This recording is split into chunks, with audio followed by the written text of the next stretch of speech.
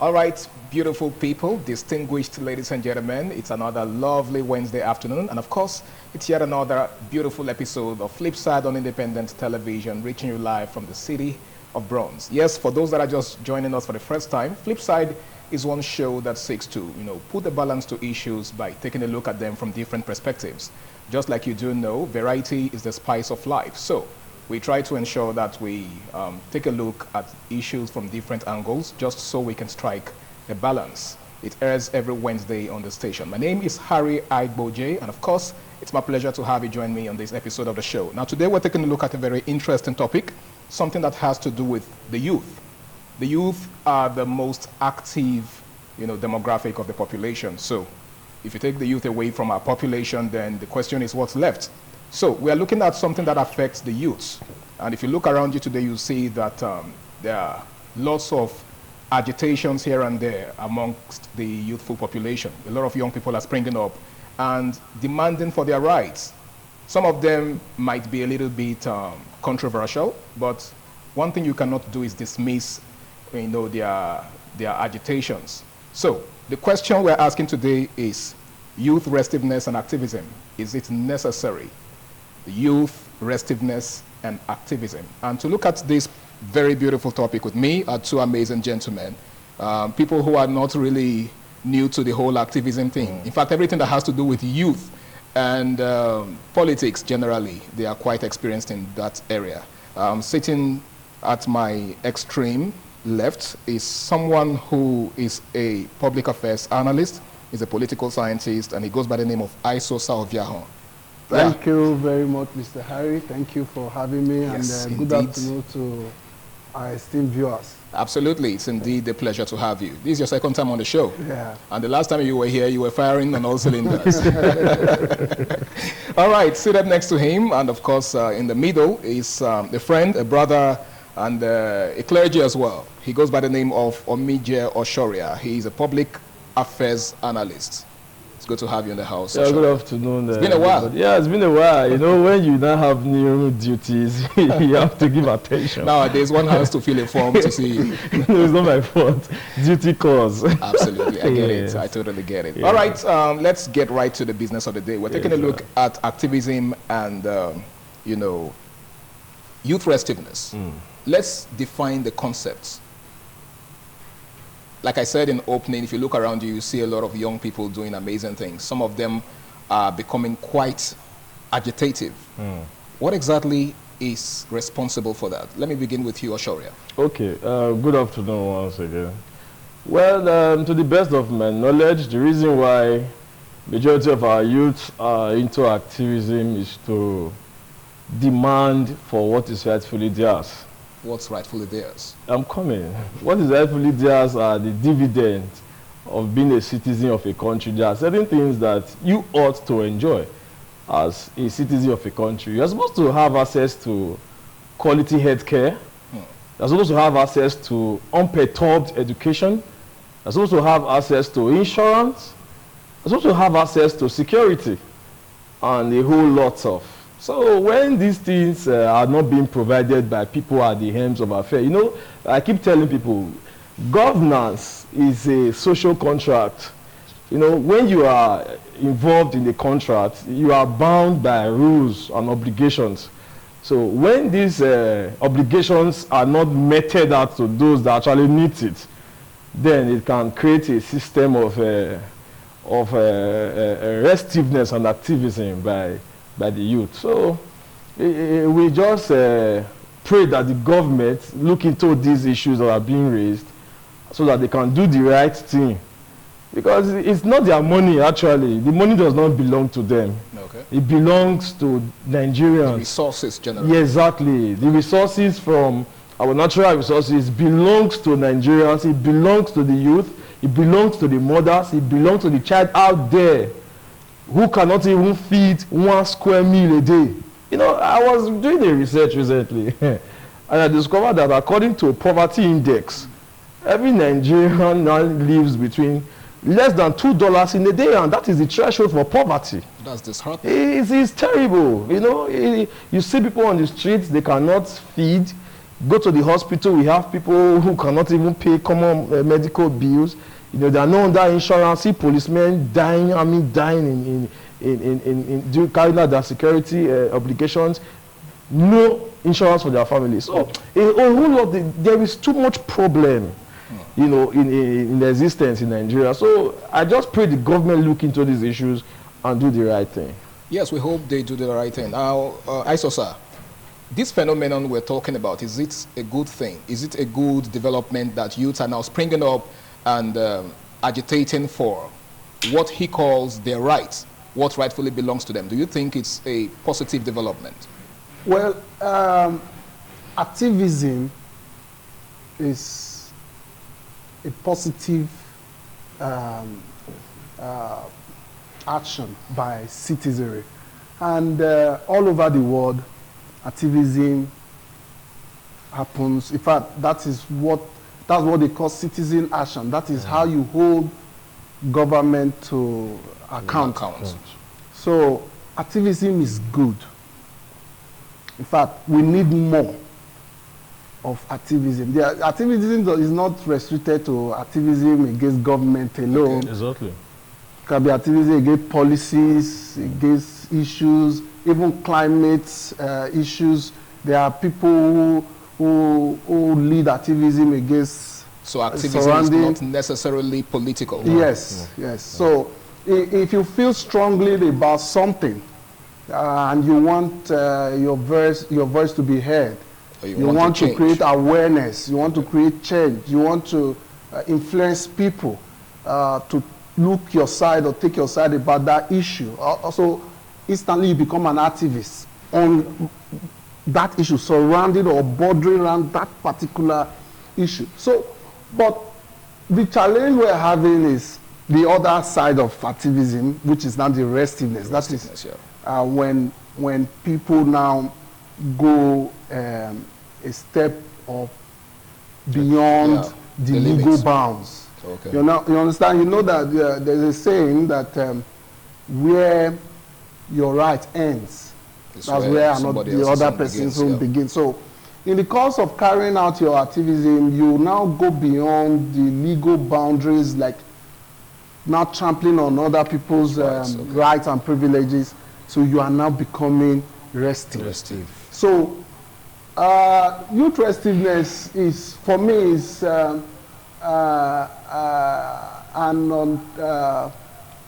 inability to channel anger, grievances. Yes, to the right sources or the right way. Okay. You understand me? So, like my brother has said, there are so many things to be angry about in this country. If anybody tells you that Nigeria is working or things are working the way they ought to be, the person is obviously lying. So you and I know that so many things are wrong. I know there is no country that is perfect. Yeah. I know, but at least there should be a benchmark. Yes. Like he said, let me add to the stats he gave earlier. You will know the saying that an hungry man is an angry man. Now, according to the current figures we have, over 32 million Nigerians are daily faced with hunger. Daily? 32 daily. This is a start from FAO, the Food and Agricultural Organization. So imagine that number, that army, and you are saying there will be no bandits, there will be no kidnapping, there will be no militants and what have you. So even prostitution.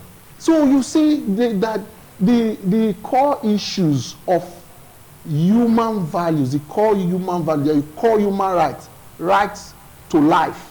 If you don't eat, you will die.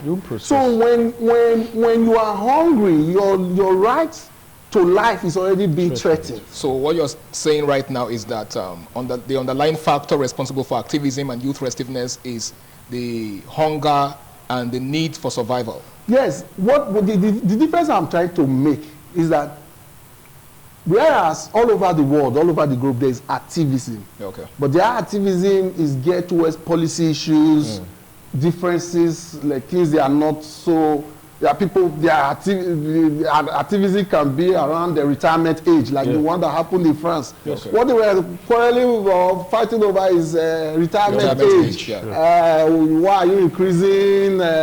But all of now we know what happens in our civil social service. People who are supposed to have retired, they keep reducing and they don't want to go home. But in France, because they don't have the problem of hunger or other issues, their own agitation or issue was that why would the government increase their retirement age? So that is not shortening priorities. Exactly, not shortening the amount of time they are supposed to rest and enjoy more benefits from government. You understand what I'm saying? Exactly. So activism takes place all over the world. Is in fact is needed. It should be encouraged because that's what holds government accountable. That's what put them on the spot and ensure they do the right thing. But in our own case, because of the rate of poverty, hunger, unemployment, in fact, the whole thing surrounding Nigeria itself, you understand? So, and the fact that our government ordinarily do not listen. When you are saying, you are talking, nobody listens to you. They don't, nobody even sees you. So our people, young people, it's not just now, over the years, they've now discovered that the only language these people seem to understand is violence. Violence and restiveness. Is it that the government doesn't listen, or they don't implement the things that that are pointed out by these agitators? When you listen, you implement. If I come and tell you, there's a parable my father used to tell me, or what he used to say. He say, I hear, not be say I agree. Okay. You understand me? So if I come to you and I talk to you, I make a suggestion, I make my demand, and you nod your head and say, okay. And tomorrow, when we agree, nothing changes. You are doing the direct opposite. It means you've not listened, you've not heard me. So the people have now discovered, or to them, they've now seen that the only way to force the hand of these people, that's government now, to do their bidding is by going the other way, which should not be encouraged, because in the long run, it creates more problem than solutions, because it creates instability. When there was militancy and kidnapping in the Niger Delta, I'm using the word when, it's not as if it's not happening now, but remember the pre-amnesty years when foreign oil companies could not really operate. It affected us. It affected development. We will still feel the brunt, you understand, economically and otherwise. But the fact just remains that you do not ask a child who has been beaten not to cry. Okay. So that's where we are. If the government do not want people to be restive, don't want them to graduate beyond activism to restiveness, then when people speak out, you listen. Even if you cannot implement all the changes, at least let people have this feeling that you've heard them and you are doing your possible best to address issues. For instance, we know the situation in the country today. Virtually everybody is feeling the pinch. Everybody is trying to adjust and all that. Now, it won't be so painful if the people in government, our leaders, you can see them that they are also experiencing or feeling that feeling the pain. If assuming we could feel or see that there is a drastic cut in governance, that cost of governance that people who used to have 10 cars as convoy now have only 2. Okay. That foreign trips have reduced, that there's no more wastages. There's that will help to placate. Exactly. Then as a citizen, I'll be able to be, we are all in this together. Let's bear and see if something good will come out of it. But you are telling us, the citizens, now that we are in a phase where everybody needs. But you in fact, you are not even spending more, like living off the sweat. Exactly. So it doesn't make sense. All right, in case you're just joining us, it's still Flipside on independent television, and today we're taking a look at youth restiveness and activism. We shall be going on a break now, and when we return, the program continues. Please stay tuned. Well, it's great to know you're still there, ladies and gentlemen. It's still Flipside on independent television, and we're talking about youth restiveness and activism. Now, Oshori, I would like to ask this question. How does political marginalization influence youth participation in activism and restiveness? Can you come over again, sir? How does political marginalization, influence youth participation in activism? Okay. The way government is supposed to be run, government is supposed to be an all-inclusive system, which is supposed to involve everybody, regardless of wherever you come from. Like, if you check in those states, let me use those states as a microcosm to Nigeria. So if you check at those states, we have three major senatorial districts: the Benin people, the Esan people, and people from Edo North. You understand? Now, if one particular part of Edo State, let me use Edo State, and since I'm from here, does not feel the impact of governance, that can resurrect restiveness. Such people from that place can feel cheated. Yeah, and it's really not nice, because if you check, each senatorial district have their own raw materials, that brings economic value to a particular state, and they are the ones producing it. They are the ones that have the natural deposits. Now, government comes and mines such resources, and nothing is going to them. That can influence restiveness. And let's not also forget that we are in a political sphere where vote matters. We have come to discover votes that really matter in this current dispensation. It does. I'm coming. You think so? Okay. We have I have a reason why I'm laughing, because I will learn when I'm done with that. A particular politician will not take development to a particular area because the number of votes garnered from that area is not up. Insignificant. It's very microscopic. So that can agitate people that are living over there to become restive. So we have a whole lot of factors that causes restiveness amongst our youth. But where I'm being pained is that it delays development. Okay. It delays development and increases agitation. Now, there's a particular local government in this Edo State, I don't want to mention it, where their area don't enjoy development from my side. There's nothing like development there. Why is that? I'm coming. Okay. They don't enjoy development, but a particular area that is sharing boundary do enjoy development. It's like you are in your house. You are in darkness. You are in darkness. A neighboring community, you can literally see light on the other side of the divide. So when there was an agitation, and when you check the number of people that were agitating, they were from people that were not enjoying the Jews from government. So a lot of this, that is why I always tell government to always, regardless, government is like a big umbrella, that is covering everybody. You should not sectionalize or demonize a particular region because of one or two political reasons. So it's supposed to be an all-inclusive system. So that's one of the reasons why youth rest. If you look at what's happening in the East today now, it's a problem. It's a very big problem. You think that can also be attributed to marginalization? It has political undertone. Look at the government at the central level. Just measure 3 persons that are in occupying lofty positions. It's terrible.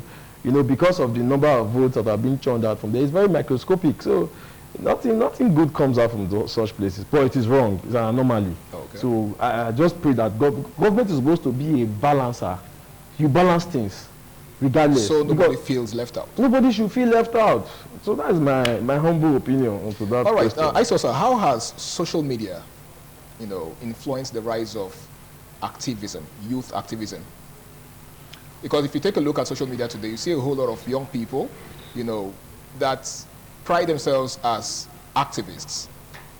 And whether you like it or not, these guys have huge followings, right? They have a whole lot of persons following them, and these guys are willing to go the extra mile just to, prove their loyalty to these people.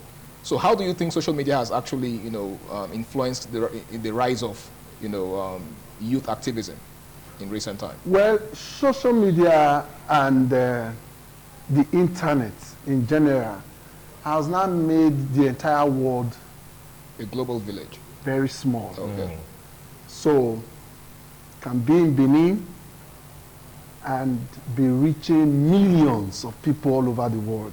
If I have the message that attracts them, they will tune in from wherever they are to listen to me.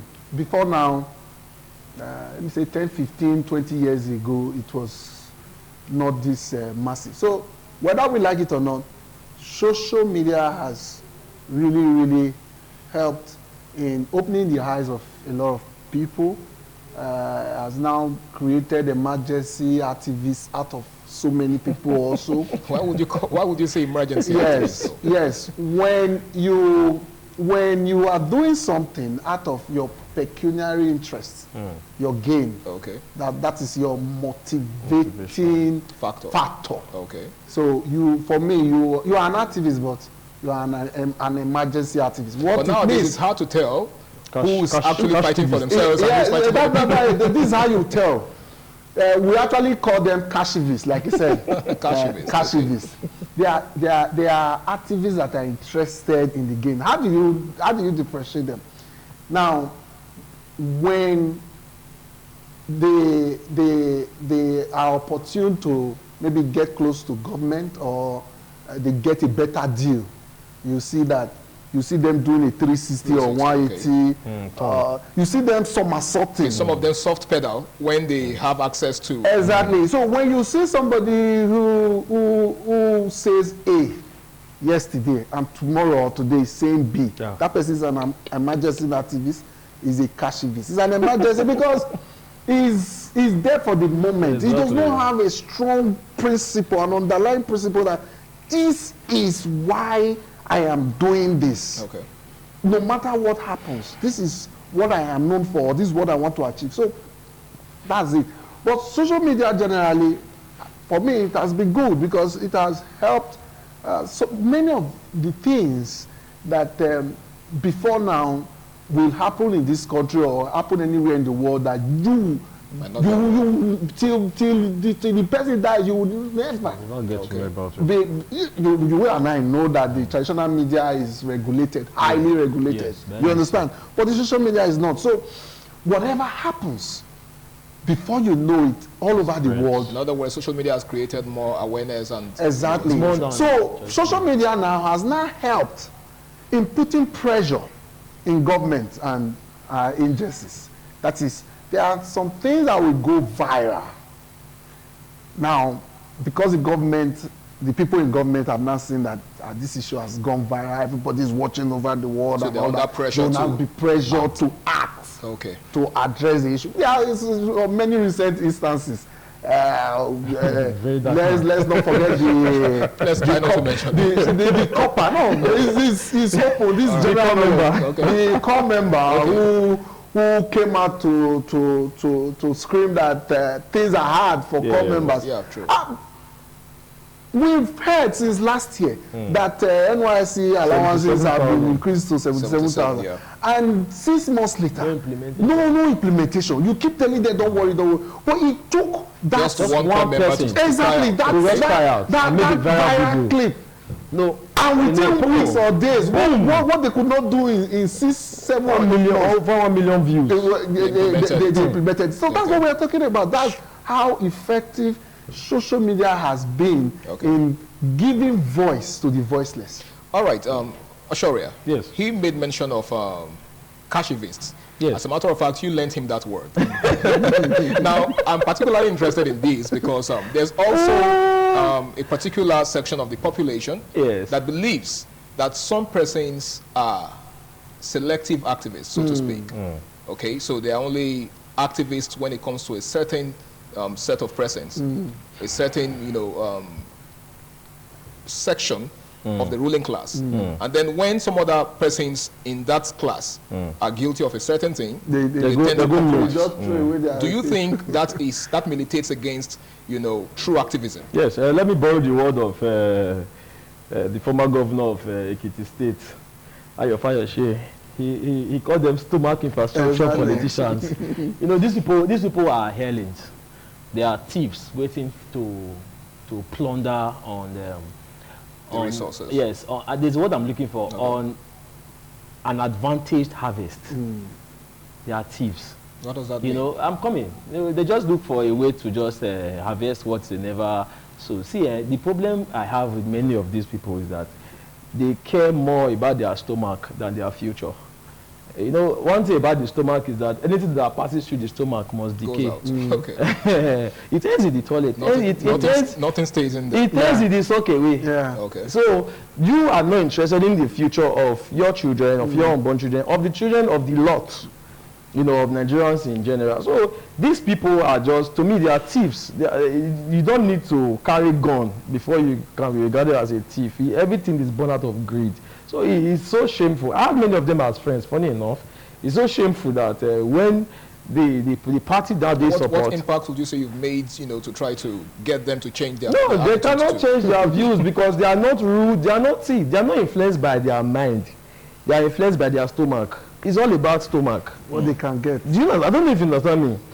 So they don't really care. So anytime you try to talk, they see you as a hater or someone that is jealous of them. They'll tell you that you can cry from now till Jesus come, we will not change. So it's a mindset. All right, it's a mindset, and it's very slavish. You know, when you are not in control of your thought process, you're not in control of your value system. Every human being is supposed to have self-worth. Yes. Every human being is supposed to have value system. You're supposed to have what you stand for. Principles. Yes. Do you understand? More than me will tell you, this guy, right from when he did AAU, he has never. Okay. We fought against school fees increment when I was in Lepoma.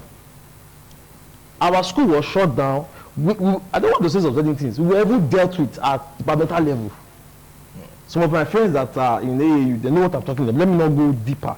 Do you understand? And at the end of the day, we reached an agreement. We said, this thing will stand because my parents retired in 2010. Okay. My father is a retired police officer. My mother is a farmer.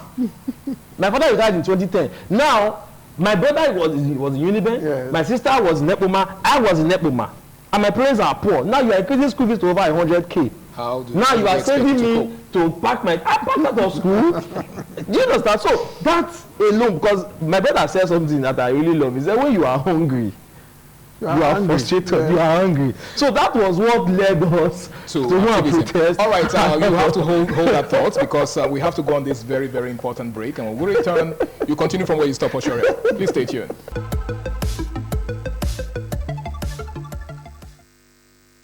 All right, ladies and gentlemen, welcome back. It's still Flipside on Independent Television, and we're taking a look at youth activism and restiveness. Oshore, yes. You were actually trying to, you know, make a point before we went on that. Yes, like I said, those people, they are criminals. It's not everybody that carries a gun that's a thief.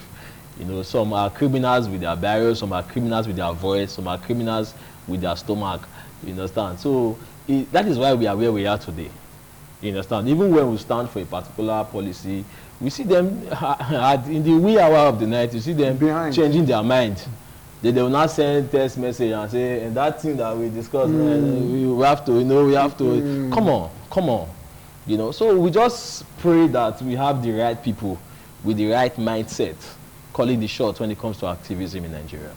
Yeah, we really do hope so, and we're praying that, you know, upcoming and aspiring activists would, you know, take a cue from what my guests have said so far and, you know, put most of these things to use, because the truth of the matter is we can't sit back and just watch things continue to spiral out of control. At some point, we've got to do the needful. Now, I'm going to have to ask this question, Isosa. How does poor governance and corruption contribute to youth restiveness? Wow. In fact, I would say 95 to 99% of restiveness is as a result of that. As a result of poor governance and corruption. Poor education is as a result of poor governance and education. Unemployment is as a result of poor governance and corruption. Okay. Name it, hunger and what have you. So, policy somersault.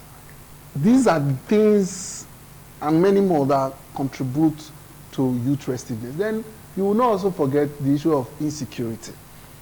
It also contributes, like when you know that you can do something and get away with it without consequences. So you'll be emboldened to do it and continue to do it. So by and large, I would say 98 to 99%, it rests on the bulk of the table of the government. Then maybe the remaining will say to our homes, their parents, in trying to lead the young generation, teach them what they ought to do and what not to do. Let me tell you why. Someone who is productive will not be restive. True. Someone who is engaged. So you're indirectly attributing restiveness to idleness? Yes. It is. An idle mind is the devil's worship. So you wake up in the morning, nothing to do, nothing to eat. No farm to go. There's even no hope of tomorrow. You know, you can be hungry and be very full of hope. That is, there's nothing right now, but you are seeing things and indices that tomorrow will be better. Things will get better. So, but when you remove that hopelessness, which we are currently experiencing in this country right now, a lot of people have now become hopeless. That's why they go to church. A lot of people have now become hopeless. You don't have the hope that Nigeria will get better. Let me tell you, 5, 10 years ago, 15 years ago, if you discuss Nigeria with me, I don't know about any other person, I will tell you forget. I remember. I will tell you. So you were optimistic. I remember. I will tell you. No, forget. No matter what, Nigeria is a great nation. Don't tell me you've lost all of that. But right now, I can't tell you. Why? Because I'm being sincere. Because I have to be realistic. I have to be truthful. Yeah. I'm not saying it to encourage anybody. Me telling other people is as a result of how I feel in the inside of me that I see a great future for this country. Things will get better. We'll get it right. But 10 years down the line, in fact, you can't even predict what will happen. You see some news online. You see some news online, maybe on social media or whatever, and you just shake your head like, really? Have we gotten to this thing? So when people are now in that state of hopelessness, no more hope. So what do you expect the person to do? You know, there's a saying that when you drive or pursue a goat to the wall, what would the goat do? To fight back. It will come back because there's no way again. So a very peaceful, gentle goat that was running away from you before, but because you have driven or pursued to the wall, that there's no way to go again. It will grow on. We turn and start acting like a dog or even a lion. So that is what we are experiencing in Nigeria. It's not magic or it's not rocket science that all of a sudden you are having different groups, in fact, the whole of Nigeria now, there's hardly any region where there is no restiveness or agitation of one kind or the other. It's a sign of something that things are not well, that things are not done the proper. Now, speaking of corruption, the question you asked my brother on the marginalization, you see, when people speak political marginalization, the understanding of a lot of people is appointment or positions or whatever. Ordinarily, that should, the village where you are from as a governor or president or minister or whatever, it should not ordinarily be an issue if we had the right system and structures in place that ensure that governance calls across board, that every single citizen of this country, irrespective of whether you're a Christian, you're a Muslim, you are Ibira, you are Bini, you are Ishan, you are Hausa, irrespective of your village, even if it is 2 people, 3 people that are there, enjoy dividends of government. It should go round, spread evenly. Nobody will be interested in where the president is, for whether it's from north or south. In my years, I can remember I started following the American, the U.S. election since the year 2000. In my years of following the U.S. election, I have never heard of them discussing whether it's from north, east, west, or south, or which state. I have never heard in their discussion. Black man. In fact, you will even see the current president living, and the person who wants to replace is from the same state. Yes. Nobody mentions it. Nobody is interested. It's not as much a matter of regionalization. Exactly, because they know that whether you are from wherever, at the end of the day, their interest as a people is protected. What they are interested in is what you want to do, your policies. Yeah, policies. That's what they are interested in, not whether you are from the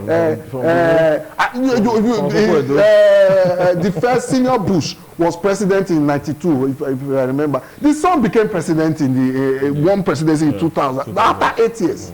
The son, I'm not talking of somebody from the same state now, I'm talking of the same family. And the other guy, his own younger brother, was governor in Florida. Nobody raised issues or whether it's his family affair or whatever. That same, his brother, I can't remember the name now, who was governor in Florida while George Bush was president. After George Bush, when George Bush Senior was running out, he was contesting, though he did not win the Republican primaries. But while he was at it, while he was at that stage of contesting, nobody questioned the fact that is it a family affair or is it one state issue or whatever. So that is where we are as a country, that we are facing the challenges we are facing because we have not prioritized development for our people, dividends of democracy. That's why you see people killing themselves. It has to be my brother, it is our turn. It is their turn, it is not their turn. So this whole system now have a way of making the worst amongst us leading. So now you now have this, even in recruitment and whatever, this quota system or whatever. It's of us to prioritize merit. We now say 2 has to come from here, 2 has to come from here. It's because we have not found a system. And that leads to a situation where you have square pegs and round holes. Exactly. So, like I was telling, I was discussing with somebody some days ago. I said Nigeria is the only country where you have an engineer, a very qualified engineer, and the person will be Minister of Trade and Investment. And the person will now go to China and go and negotiate a deal with people in the Chinese Ministry of Trade and Investment who have been in that field of whatever. And when they now sign this deal, sometimes when you have opportunity to go through the letters of the deal, you'll be wondering, were there Nigerians when this deal was being negotiated? You will not blame them because you cannot give what you don't have. All right. Thank you so much, Isosa. You've actually said a whole lot. Now, Isosa, Oshoria. A lot of activists set out with good intentions. In fact, activism in itself, is usually backed with good intentions, right? Yes. Are there examples the world over where activism has led to some positive development? Are there any examples that one can, point at? You're always asking me difficult questions. Maybe because I know your capability. You ask me again, sorry. Okay. Because I was expecting a simple one. Okay. Are there examples of, activism bringing about positive changes in different parts of the world? I'm not just talking about Nigeria now. He made mention of a particular instance where a youth corps member raised an alarm, and at the end of the day, something positive came out of it because the leaders heard and they were under pressure to act. So are there examples in other parts of the world where activism brought about positive change? That question is hard because, number one, I don't live there. I live in Nigeria. I live in Benin. So, well, I'm not too grounded in that, but I know I'll be very truthful with you. There are, sorry to butt in, there are many examples. For instance, the Arab Spring of, was it 2010 or 2011 or thereabout, an individual started it. Just one person started the Arab Spring. Then the Umbrella Revolution in, I think it was France also. I can't remember. In Europe. I can't remember. I think it's in Europe. The Umbrella Revolution. It made a lot of changes. It forced people to the government of the day to make some adjustments and all that. Then also in the US, there's so many things like we know the biggest challenge confronting the US is this gun violence. That is their access to guns. So there are a lot of activists in that field that have raised concerns, issues, and you see government of the day making it more stringent, that the requirements needed for, you know, in America, gun is just like you have rights to your phone here. Gun is more or less they have the right to acquire arms over there. So, but because of the issues surrounding the gun violence now, so people have now come up. There are now groups, different groups that have been actively speaking out, and now you now see the requirements, that there are now some stringent requirements, unlike before. Somebody will just walk up to the counter and buy a gun. So but there now are conditions to fulfill. Exactly. So though it has not fully eradicated, because people still have access to gun. I just read, I don't know if it happened recently, but I just saw on Facebook today, this morning, that is it 12-year or 13-year-old girl was killed by a 14-year-old boy, shot over an argument inside the school bus. That they had an argument inside the school bus. They both dropped down from the school bus. The girl went home. The boy went home to change, took his father's gun, dressed, wearing hoods and all that. And when the girl came out to play, saw the young boy with a gun. The girl ran, and the boy shot him. Shot at her at the back. My God. And when the girl fell, still went there and shot her again. So that's their own problem. That's what they are confronted with. So what that means that activism, it does not mean that when people become activists over an issue, that the issue will be eradicated.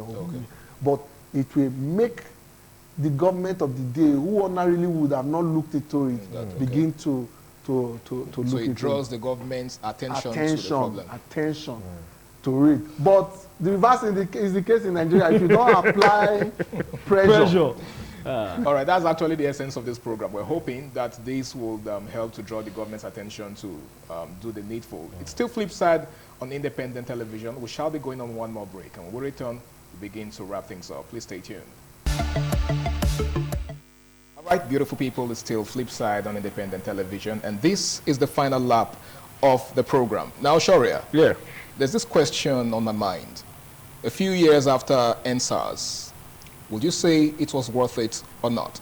Yeah, it's worth it, because as at that time, police brutality was at its zenith, where our youths no longer have freedom of movement, where policemen now see themselves as a demigod, you know, brutalizing our youth. I don't have any problem with policemen doing their jobs. Their jobs, okay.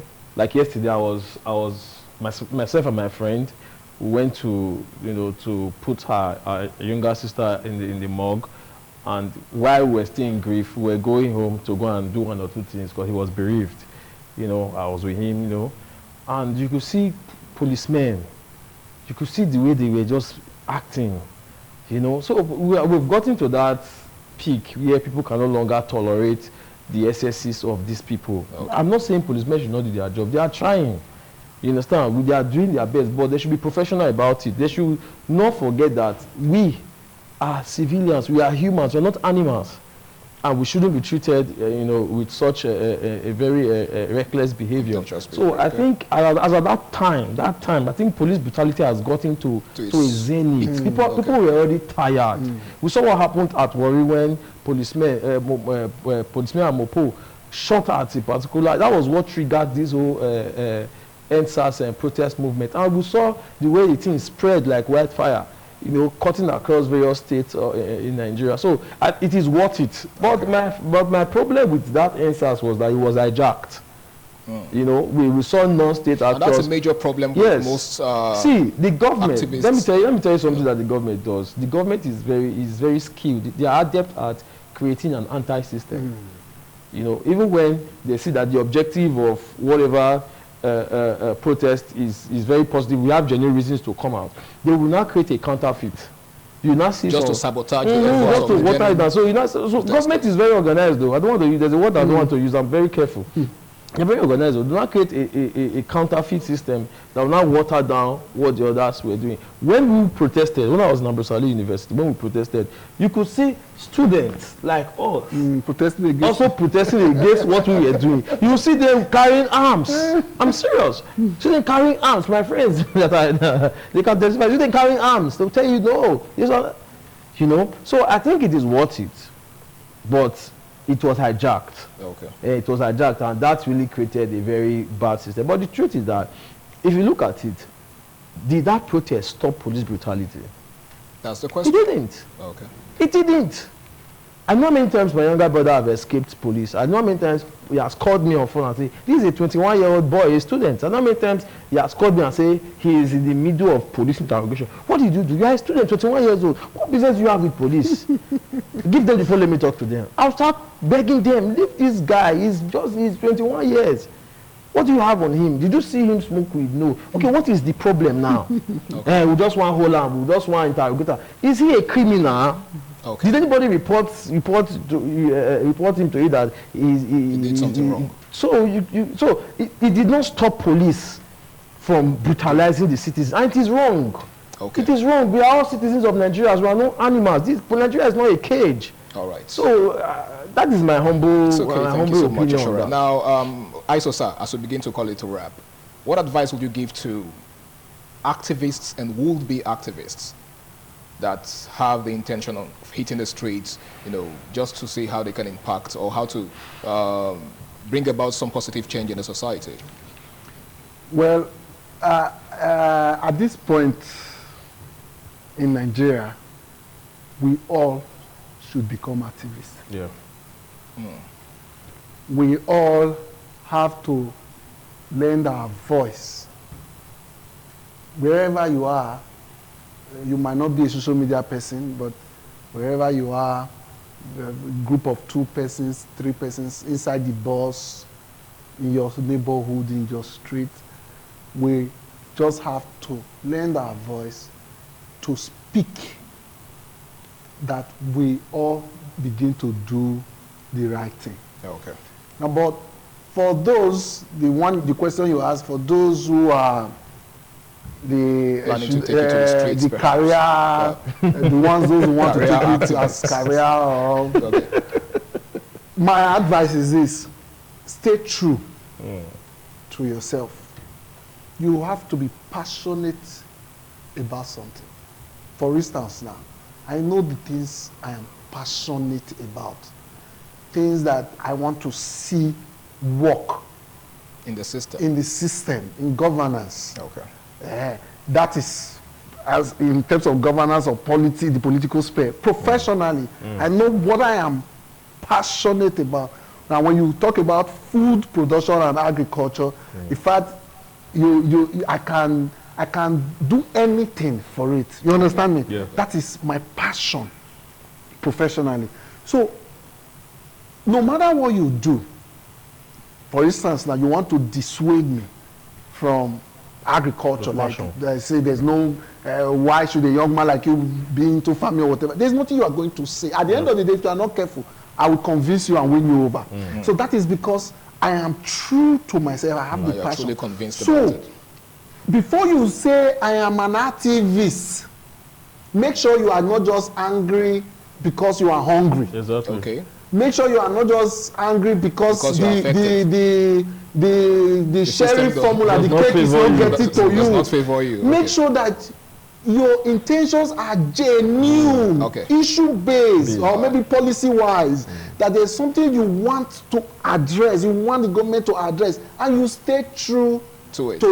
All right, thank you so much. Sorry, not that tomorrow that they not cut part of the cake for you. Then you start singing a different song. All right, gentlemen, I want to say a big thank you for being a part of the show today. It's been such an amazing conversation. You guys have actually opened my eyes, and of course, I'm sure the eyes of a whole lot of persons out there too.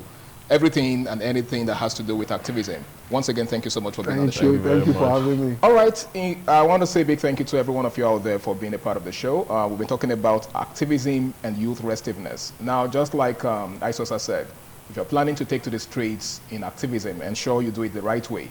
Do not become a problem that we're going to start, have to start running helter-skelter to solve, okay? Do it the right way and ensure that your activism is issue-based and make sure it is not selfish. My name is Harry Aigboje, and until I come your way again, same time, same station next week, do ensure you do the right thing, stay out of trouble, and bye for now.